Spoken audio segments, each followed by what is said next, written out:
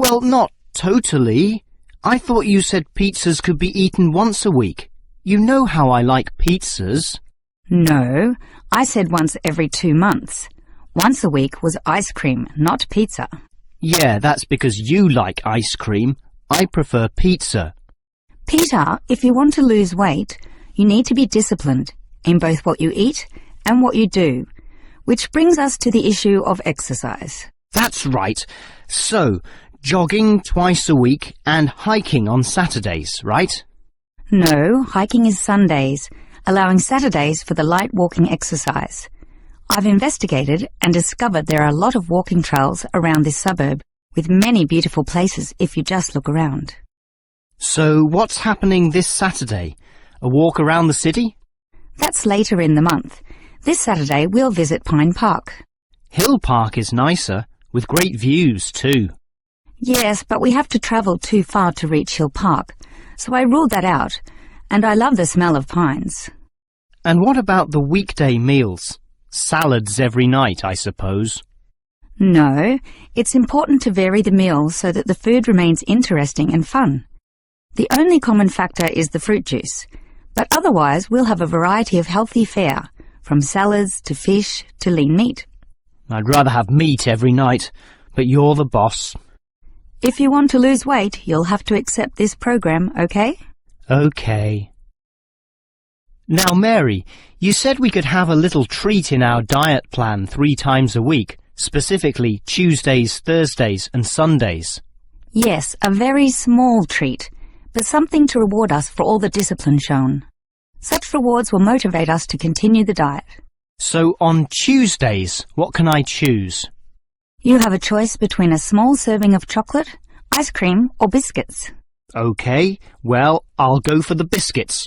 I love those crunchy little things with my cup of tea. So do you, right? I do indeed, so I'll have them too, saving the ice cream for later. But I know how much you like ice cream, so why don't you save it for the end of the week?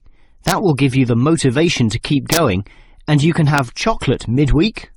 That's a good idea, but I think the most important thing is for you and I to eat different things on those other 2 days. Well, if you think that way, I'll eat the ice cream on Thursdays, not the chocolate, okay?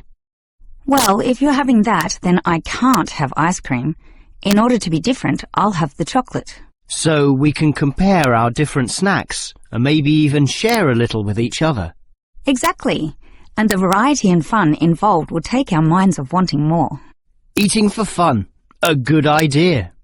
And then you can have the chocolate on Sunday, right? But I like biscuits. Actually, I want biscuits again, to have with my cup of tea. But you have the biscuits on Monday, remember? And we can't repeat. Oh, come on. This isn't fixed in concrete. I can have them again instead of chocolate.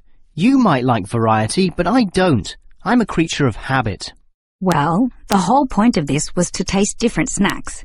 But if you want the same thing, okay. I, for one, am sticking to the original plan, with ice cream to finish the week and not another dose of chocolate.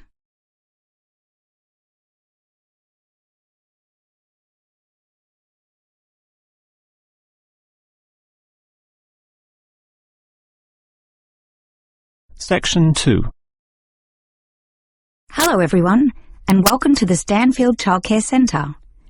Now I know you're all new mothers, and you like to cling to your children. You've certainly spent a lot of time raising them to the age of 4, and are perhaps reluctant to leave them here at our centre. Well, one of the first things you should understand is that here it is safe. Very safe. Look around and you'll see that every room has padded walls. Other centres have standard painted walls, but here we have invested a lot to ensure your children will not hurt themselves when running around and possibly tripping over. This padding extends around all corners. That is, the areas most likely to bruise and cut your active little child.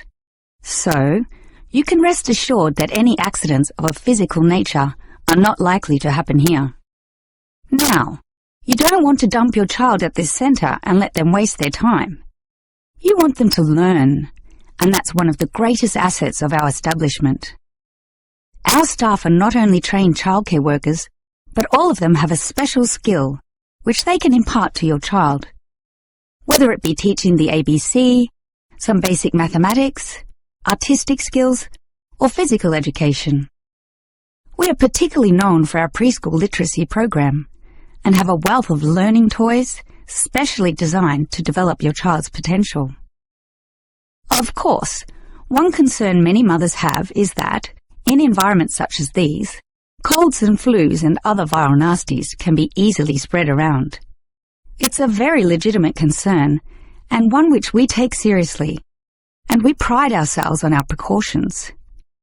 For a start, unlike most centres which clean with standard detergents, we disinfect every service at the end of every day, using a special disinfectant wash. Some places just wipe surfaces daily with a damp cloth, but not us, and that's just the start. We also physically check your children when they arrive every day, and if we feel your child is sick, we ask him or her to wear a face mask to ensure germs are not transmitted. If your child is noticeably sick, then we ask you to take them back home to recover.